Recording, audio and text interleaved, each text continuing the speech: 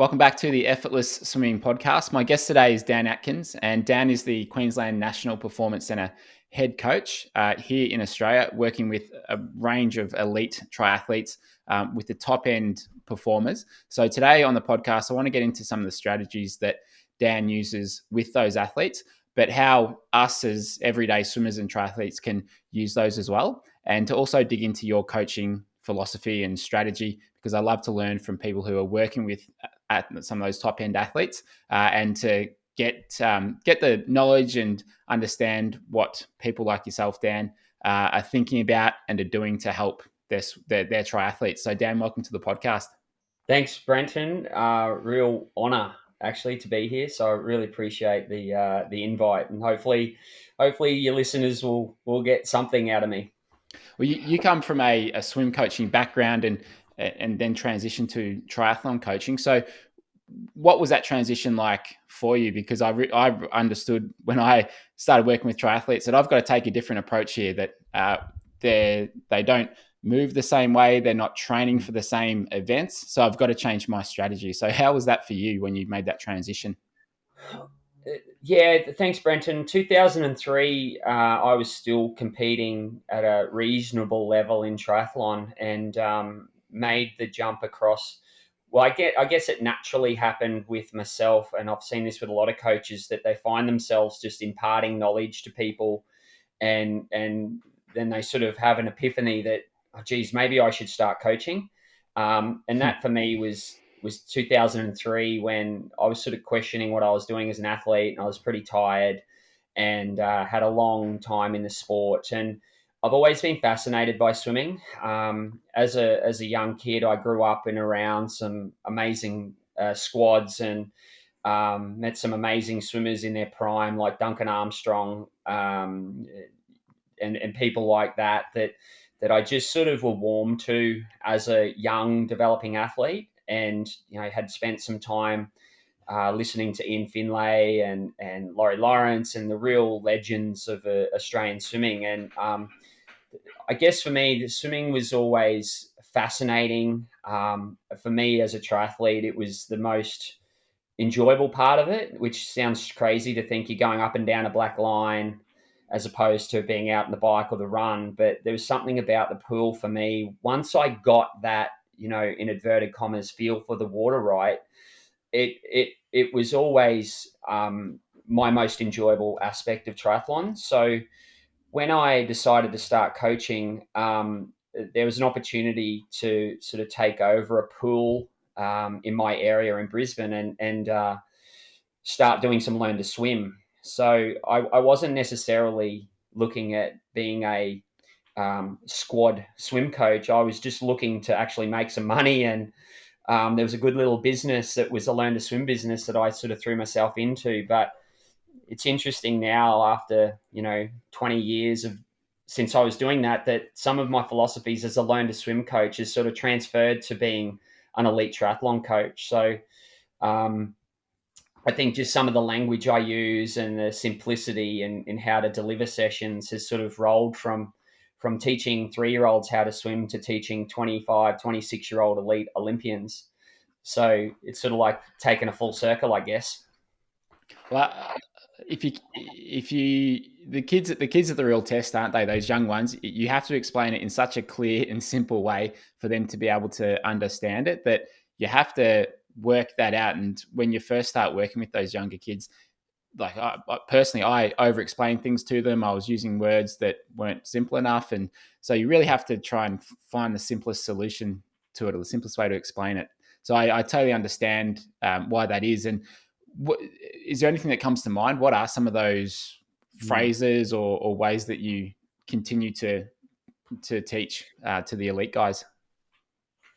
Yeah, I found that teaching the 3-year-olds how to swim obviously it was actually very rewarding. Teaching them a life skill like swimming is something that I'll hold really dear and close to me as a coach. And I learned early on that kids are all they do is learn and crave knowledge, or they Mm. just they need to be somewhat driven. Like in teaching, they're just being taught everything from how to eat, how to put their clothes on, to go to school to even how to swim. So I found I was creating nursery rhymes through some stroke development. So to be, if I was trying to work on their exit of stroke, it'd be thumb past ear here, put it over your ear. So, when we talk about getting our bicep going past our ears for good length to keep good head position, I'd say put your thumb past here to go past your thigh to put it past your ear. So things like that, thumb past here, go over your ear, thumb past here, go over your ear. So I came up with things like that I know that they could repetitively be saying that in their head as they're sort of swimming up and down the pool, whether it's with a kickboard to Yeah. start with and I found that was a real good tool to teach adults how to swim as well. So when I sort of morphed into creating adult swim squads and age group swim squads for people that, generally their swim was their weakest, I found myself saying the same nursery rhymes or writing it on the whiteboard for them to sort of continually keep checking and challenging themselves with. So, and I got really good leverage out of that with the kids, most definitely, and certainly got them in really good body positions from the get go with that sort of stuff. Mm. Yeah, it's I'm a big fan of using cues or trigger words to condense all these different actions and movements into one simple word or phrase, because it's you just, especially in the moment. I mean, swimming. The good thing about swimming is you've got so many opportunities to practice the right thing. Whereas, let's say it's cricket, for example. Well, you're not going to get as many opportunities, but it does just allow you to think about what you're doing in a much simpler way, especially when you're in the moment. So Mm. whether it's nursery rhymes or cues, trigger words, it's like it's things that you add to your tool belt as a coach, isn't it? As you develop and learn and grow. Yeah, absolutely. And as I said earlier, it's stuff I still use now with the elite swimmers or the elite triathletes, and I'm sure they hear my silly voice in their head when they're swimming up and down the pool doing, some drills or whatever it might be. And I try to keep things, as I mentioned, really simple in the sense that, we don't over complicate drills. I don't overcomplicate, sculling or anything like that to get that catch happening or that feel for the water. I think it's really important to sort of, for a better term, dumb it down. Um, and, the less complicated I make it, the more responsive I find the athletes will be and the more engaged they'll be. As I said, my guys now are swimming 30 or training 30 hours a week, including, physio and recovery and, gym and Pilates or yoga or whatever it might be that, if I overcomplicate my language, then it's just another mental strain on them, on Mm. an already fatigued body and mind. So it's critical that the language I use is really easy to sort of load on top of everything else. How many swims a week are most of those guys doing? The top end guys will do between 5 and 6 times a week in the water. Um, we have a variety of levels of swimmers in our group, and different to when I was swim coaching to triathlon. And I'm sure a lot of your listeners will understand this, is that in swimming you could get a lot of swim mechanics looking similar. I'm very fortunate that I swim beside um, elite swim squads. I currently swim beside Ash Callis and his sprint group at the moment. So you sort of see them do their drills and skills, and I'm jaw drop. It's just immaculate. Their length per stroke and their high arm recovery. And then I look at my triathlon battlers, and not a single one of our athletes look the same. Um, and even when I go overseas and you have opportunities to put eyes on other international triathletes, the best in the world, whether it's the Norwegians or the Americans or whatever, and nobody looks the same. And a Mm. lot of that's got to do with the stress they put through their body, or the shortening of the levers that we need in swimming through running and riding. So Hmm. I remember Michael Bowles said to me, "Get them into a position that you think they're capable of, and then just train them hard aerobically." So there's no sort of and he said this with all due respect to age group / triathletes, because he's trained some really good triathletes in his day as well. But him being one of my early mentors, and he was the one that told me to go from swimming to triathlon. He told me to pull my head in. So that was Why was that, do you think? well, well, I'd like to think because I was a threat to him, but he probably won't say that. But we had sort of I coached Georgia, and interestingly, I realised early on that she would be a breaststroker because she couldn't run, and we would do a lot of dry land exercises or cross country running or whatever just to get their conditioning up because they were young kids, or we do obstacle courses, or which looks very much like CrossFit these days. We would do that when they were 10, 11, just to keep the enjoyment there. And Georgia, and actually another swimmer of mine, Maddie Groves, who went on to a silver medal at 216 Rio for the 200 fly, that neither of them could run. So they had really loose hips. So I realized that their freestyle wasn't going to be great. And once we transferred them into other strokes, and Maddie clearly turned into a fantastic world-class butterflyer and Georgia into a breaststroker. So the natural evolution for those two was to go from our school into Michael Bowles' school at then was St. Peter's, which is now Boxall, obviously, Dean. And his assistant coach is athlete, actually someone I coached, Maxine Sear, as well. So there's this connection that I've had back in the day with them. And I actually asked Bowley for a job. I said, "Give me a job. I don't care what it pays. I just want to work for you." And he basically took me by the shoulders and said, "You're a triathlete. What are you doing? There's no one doing what you're doing in triathlon. You should go and make it in triathlon." So I sort of took that on board, and away I went, I guess.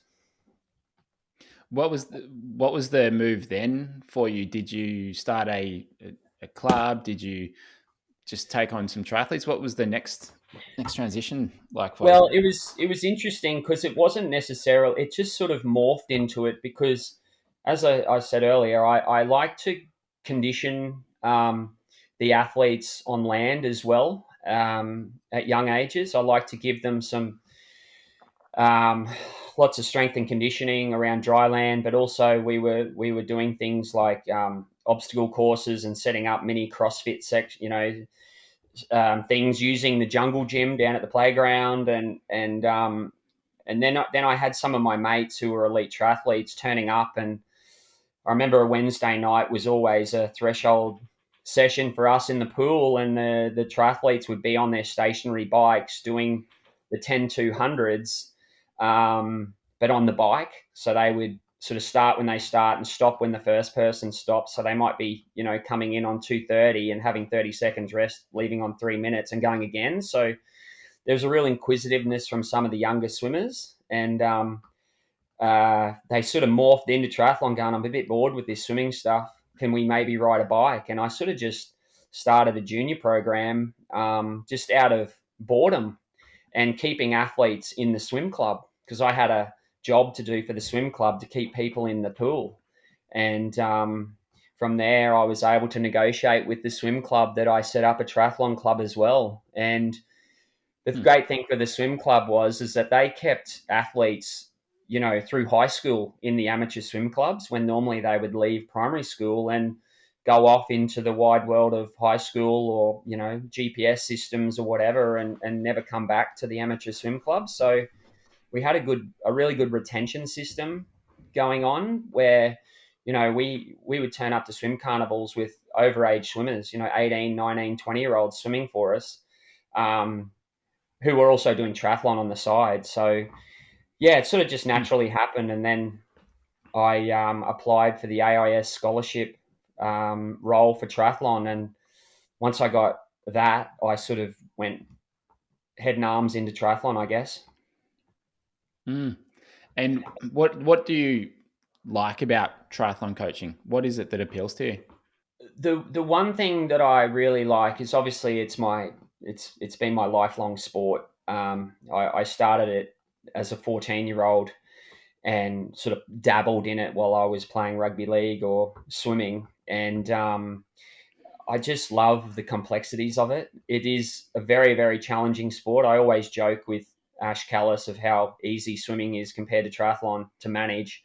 But I know how hard swimming is, obviously. But it's my sport, and it is a very difficult sport to get right, and it's only getting harder by the day, the minute, especially in Australia.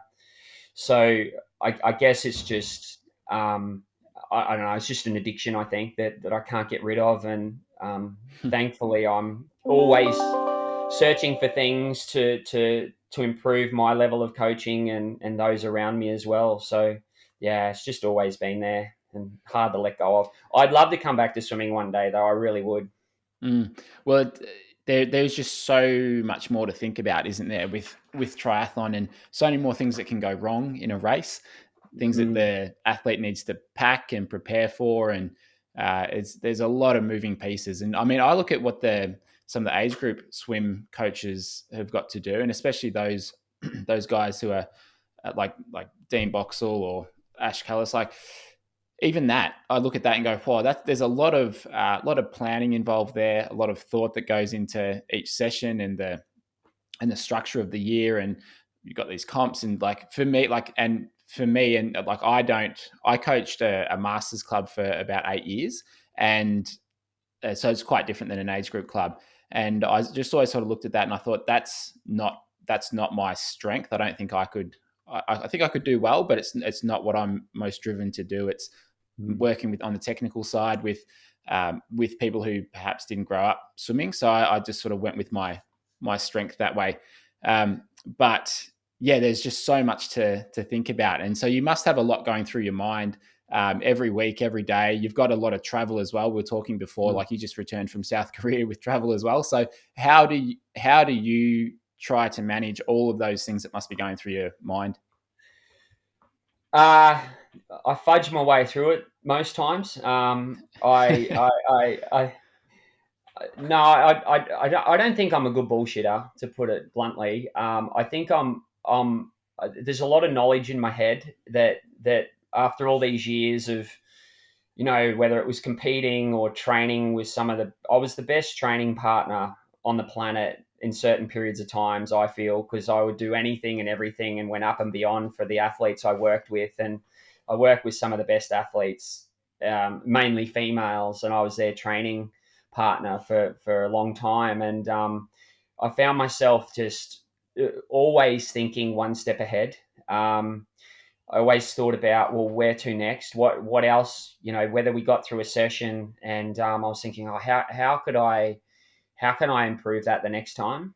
I like the athletes thinking it looks easy, and there's a calmness in the way I deliver sessions. But a former dietitian of mine said I'm like a duck.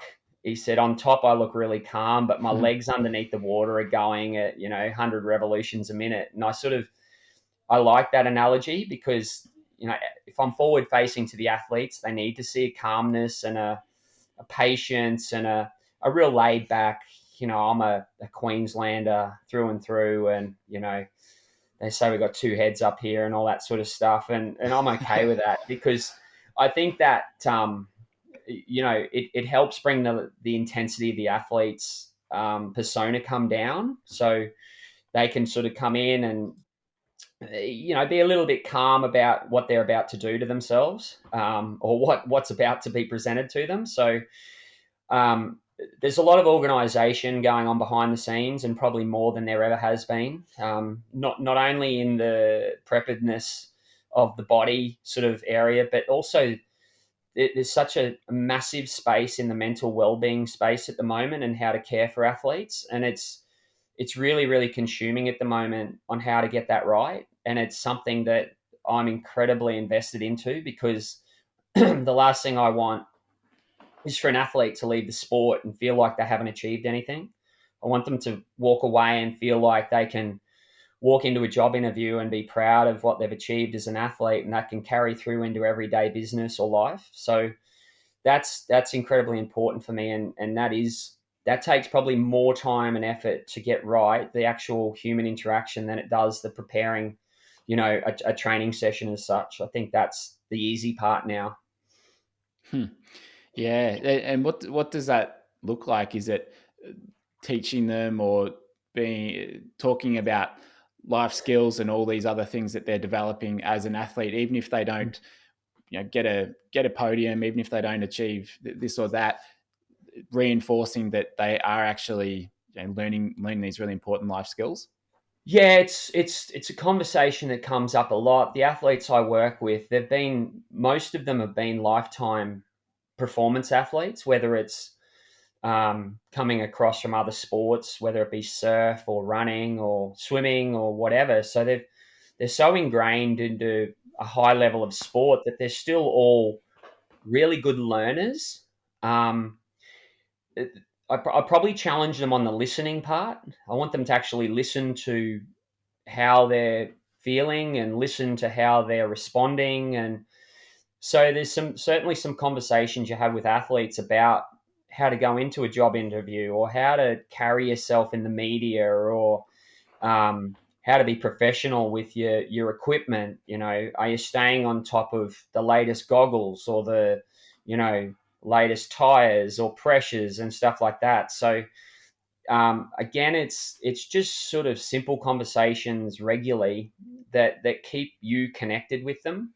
I think that's incredibly important, and always checking and challenging what they're bringing through the pool gate, or bringing to the bike session, or bringing to the track or the gym. And it's all about their attitude. And for me, that starts with me. If they see me being positive and standing tall, and proudly wearing the uniform day in day out, representing our country, then hopefully that feeds off into them. So I think it starts with how I carry myself.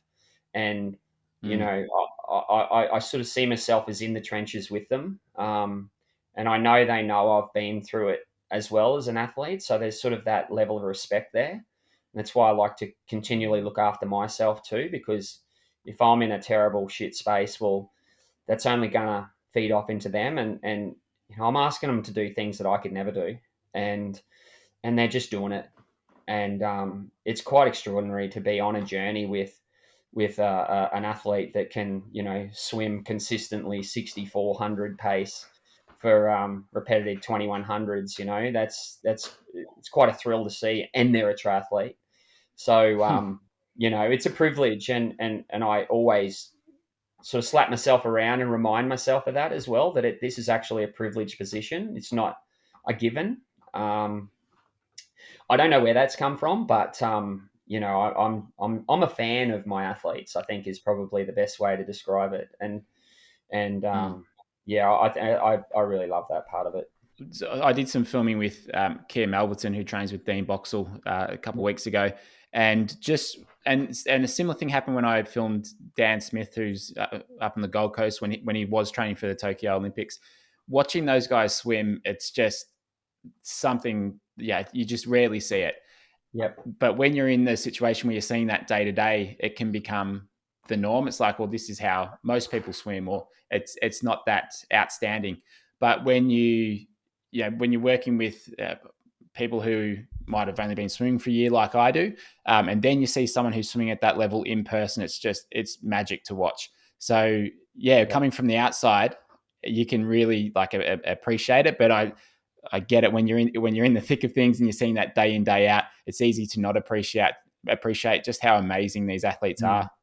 Yeah. Yeah, and you do, and you have, I often have, I've got an open book policy that anyone can come and see what we do, because the taxpayers pay my salary, and the taxpayers pay for my program. So it's the community that own my program. And I love, I'm a bit of a show off. I feel like I was only talking to our Gen 32 coach today, Dan, about the fact that, I find myself getting distracted because I just want to show off what we've got, and who we are, because I, yeah, people sort of feel like you're sort of untouchable sometimes in these programs, and the level at what they're doing, it is normal for us, and you're sort of looking at them going, oh yep, they're doing the same thing they did last week, so that's great. But you'll get someone from the outside come in and go, I can't believe how good they're going, and you go, oh okay, that's just, so you do have to catch yourself with that. And as I said, I'm forever sort of reminding myself of the privileged position I'm in, and I honestly say that. And there's not a day that goes past I don't feel proud to pull on the green and gold and represent Australia, which is what I do. Mm. You mentioned about the athlete well-being being a big part of what's changed in the last couple of years. What are some of those other things that, from a coaching perspective, that you've had to take on board, that you've learned, that's kept things really interesting for you as a coach, that's kept it new and vibrant and exciting to be able to focus on something different and just expand Mm. your knowledge base? What are some of those things? Well, the world continually evolves, and there's always someone out there coming up with something new and revolutionary, I guess. So I am a student of the sport. I love talking swimming. I'm fascinated by the way in which the world is sort of progressing with times, and fascinated with what's happening in swimming right now with some of the times happening in the Asian countries. I'll leave it at that. And sort of, I'm sort of going into the mind of those coaches that are competing against that, going, I wonder what they're thinking right now. Because for me, I'm always thinking, well, what can I do to keep making what I do exciting? And technology in the pool, as far as, we've never used heart rate in the pool, and we've all, we've done the fingers on the pulse and stuff like that. But I want to sort of challenge what we're doing, not probably to say lactate test or anything like that, but probably more to conserve energy.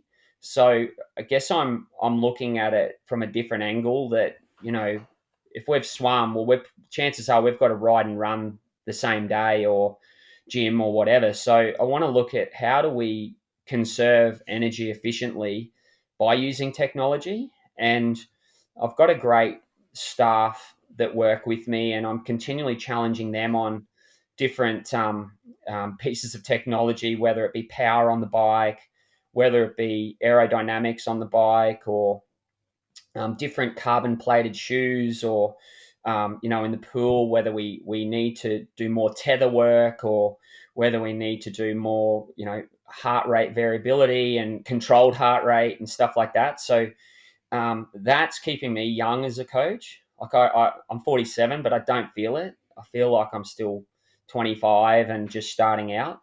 So it's that sort of stuff. And if you don't keep looking at that, you're going to fall behind, because someone younger, more vibrant, more eyes wide open is going to come in and sort of maybe take that away from me. So I'm still trying to be the very best I can at all times, and keep putting things forward to the athletes to go, what do you reckon? We might give this a crack. So there's so much out there that you can get lost in it, but we're sort of honing in on some things leading into Paris that I think could get really good, leverage and some good changes out of the athletes. Mm. And I mean that the heart rate thing with I think it's like Polar does one for Mm-hmm. something that you can wear in your cap or Yeah.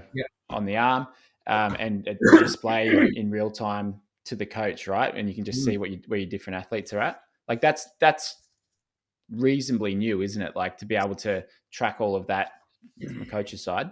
Yeah, I was training at Bond Uni not long ago, and spoke to Chris Mooney in depth about what he was doing in that space. And the great thing about good coaches is they love telling you what they're doing. And and Chris was very very gracious with his time, and sort of telling me what he was doing. And my physiologist spoke to his physiologist, who has a triathlon background as well. So just that networking was so valuable to me, to sort of get a sense of what are the best swimmers doing, what are the best swim coaches, or some of the best swim coaches working on, and how can I utilize that.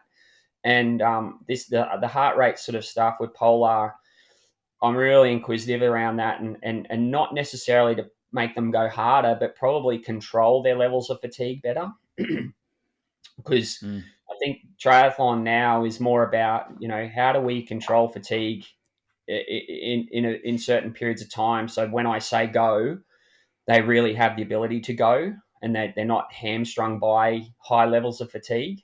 So that's a real new frontier for us that, maybe not for a lot of people, but I think in triathlon it's something that may be overlooked. But I'm fortunate that I've got the time, and sort of I'm willing to invest sort of money into that to try and see if we can get some gains out of it.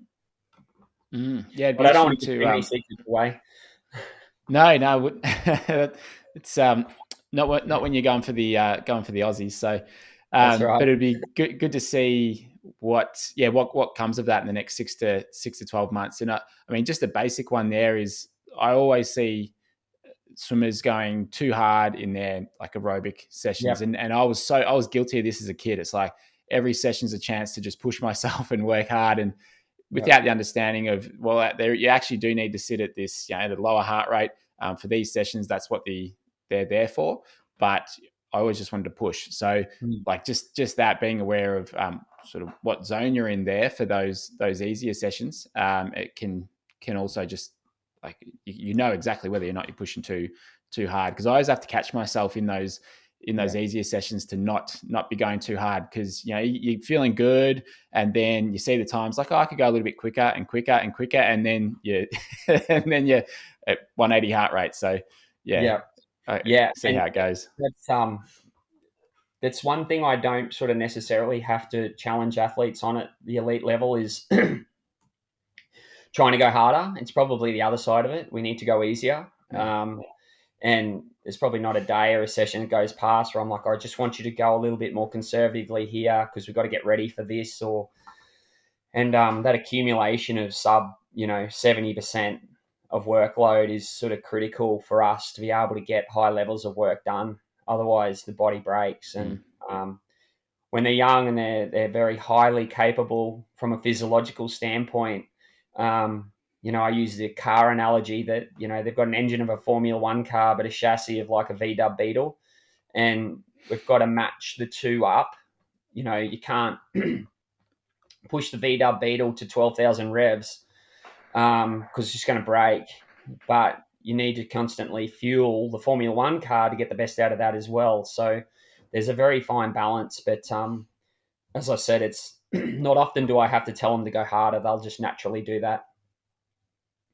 Yeah, I can imagine. I Yeah. saw with the open water swimmer Sharon van Rowendel. She's from the Netherlands. She probably like top two or top three in the world for open water swimmers, and she posted her heart rate data from the 10K at Ocean Man Championships the other weekend, and it was like her average heart rate was like 190 for the 10K swim. It was like super high. It was like right Wow. up there the whole time, just like yeah, redlining, which is incredible to keep your heart. And I mean, your athletes are probably around that as well, but just amazing to see someone able to sustain that for that period of time. Yeah, and it's interesting that the technology now, I was an athlete in the early '90s through the early 2000s, and there were so many athletes from those eras that have had heart conditions, and talking to a lot of high level cardiac doctors and stuff like that. I was sort of really inquisitive around why was there a high level of athletes in our sport have tachycardia problems, and some of the conversation I've had is that they were just spending too long in that threshold or above heart rate zone, that they were just never allowing their heart rate to recover, and it's almost burnt out the heart. So Mm. I've had experience firsthand in seeing that with athletes where one day they're killing it, next day they can't. You feel their heart pulse, and there's no beat between it. It's just a flat line of just a drone noise, and it's really scary to think that that's how hard we used to push, because we just thought harder is better, where I can honestly say the athletes I coach now do less intensity than I ever did.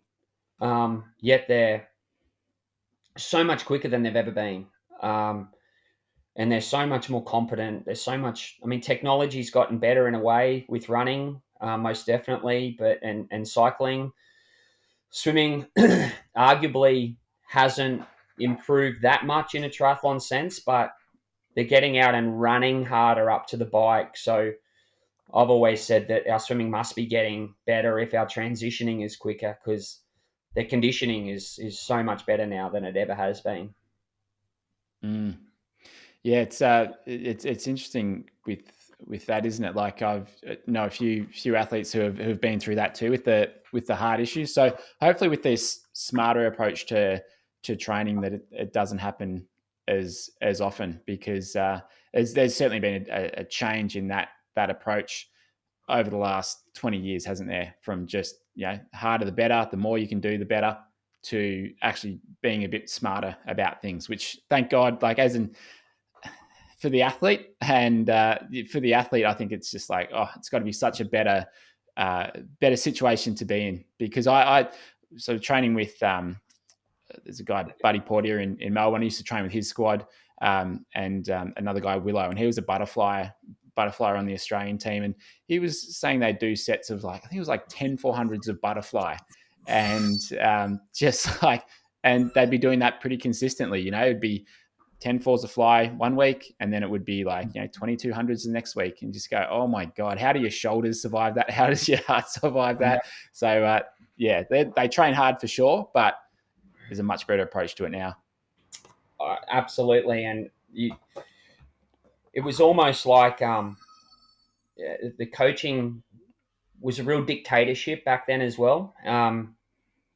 It was do as I say, Mm. and when now it's, I sort of sit back and reflect on my coaching strategies or philosophies now, and I'm probably more a like a soccer manager. I'm always been intrigued as to why head coaches of soccer teams are called managers, not head coaches, and yet I'm called a head coach. But I find myself managing more than I'm, you know, sure, I'm coming up with session plans and stuff like that, but there's a real athlete ownership and accountability on what they do now, and you're sort of giving them options into how to deliver sessions, as opposed to the way I was coached was just go hard or go home, go hard to you fall over sort of thing, go hard to your you know I've ended up in hospital after races and things like that, not remembering the last part of the run, and I just look at that, and that was a badge of honor. Where now, they're, as I said, they're going that much faster, and they've got time at the end of the race to actually enjoy it. So, and it's not that they're not going hard; it's just their physical ability is so much better. So, I like the way that coaching's going as a whole, and I think the athlete wellness space has got a big part of that. We've got to be so conscious in the way we deliver sessions and look after athletes, because there's such a history of bad athlete management throughout the years, and I certainly don't want to be a part of that. I want to be remembered for being Mm. generally a good guy first and a decent coach second. Yeah, there's so many other options for people out there too, especially if you look at age group swimmers or triathletes, 12, 13, 14. There's so many different sports they could do. There's video games. There's so many different options. So to have that approach of it's my way or the highway, and just be a real hard ass coach on them, they're probably, most of them are not going to enjoy that. They're not going to stick around, and they're going to say to mum and dad, oh, I don't really want to do this anymore. So you've got to have a better approach, and build a good culture within the team, and it starts from the top. And and you're responsible for that as the coach or the manager. So it's you just can't have that approach these days. As people will give up and quit, and you won't have many athletes happy to come along anymore. No, and you won't. No, I mean, I was away 14 weeks this year in Europe with my athletes, and just got back from another 2.5 weeks with them. And I live on the road with them longer than they certainly do at home, and there's no way I would survive with the athletes unless I found a common ground with them. I don't have to live in their pockets or be at every meal with them or anything like that, but certainly being on the road in Europe with them for 3.5 4 months is a very long time to be with someone, and you've all got to get along and understand everyone's characteristics, and I've got to be variable to that. And once upon a time used to be, no, they've got to work in with who I am as a coach. Well, now it's I've got to work in with who they are as athletes, because they're all different. They're all weird and Yeah. wonderful in different ways. Yeah. Yeah. And that's what I had Kia on the podcast, and she mentioned that like she was away for world champs and to fire. So she just scraped into the 800 freestyle final at world champs this year it was. And so she had a shocking swim, and she was like, oh, that felt rubbish. I don't know if I want to, do the final. And Dean said to her, well, just scratch, go and just scratch it. And knowing that she's going to go, well, no, like stuff you, all right, no, all right, fine, I'll get in there. And then he knew what to say to fire her up. And Yep. then she said, well, yeah, there's other swimmers where you'd have to sort of pump up their tires and be like, no, you've got this. Come on, you can do it. You just need to know the right approach for the athlete that you're working with. And while it's certainly it's more time consuming, it takes a lot more brain space to be able to know how to work with all the athletes individually. That's what makes the difference between a generic program and coach to one who's really getting results from all the different athletes. Yeah, and that's what Dean used there. It's called psychological reciprocity. So it's something that psychologists don't like to use, the reverse psychology method, but I've certainly used it before. And that's because it comes from a place of knowing your athletes really well. And it's a great trick, but you can only do it if they really trust you. So it's great. It's great to see it still being used, and I certainly do it as well. And the athletes will go, "Aha, I told you so," sort of thing. And in the back of your mind, you're going, "Yeah, well, I had to do that to get the best out of you. So good on you." But Yeah, it's a good coaching skill. absolutely. Well, Dan, this has been a lot of fun. I appreciate you being on the podcast and sharing your experience over the last number of years. What's coming up for you, and what are you excited about over the next 6 to 12 months? Excuse me. Well, obviously the main goal for the next uh, 2 years now is Paris. I've got a couple of athletes that are well on track for that, and the next month is we have a world title in Abu Dhabi at the end of this month, and then we're really excited to have a break. Uh, this has been the longest year of my career anyway. This with the extension of the season and things getting back on track post COVID. So I'm just looking forward to having a good break. I've already put plans in place for the next three, excuse me, January, February, March for a really big building block. And I've got a great team around me that is new and enthusiastic, and I'm looking to get the best out of them. So they're the things I'm looking forward to, and hopefully fronting up to Paris with some really well prepared athletes and giving a good shove. That's what I'm looking forward to. Fantastic. Well, best of luck in the lead up towards Paris. I'll be watching keenly and hoping the guys, have the fitness and skills to do really well there. As an Aussie, I'm rooting for you. So thanks very much for being on the podcast, Dan. I appreciate it. Thanks, Brenton. Had a great time, mate. Thank you.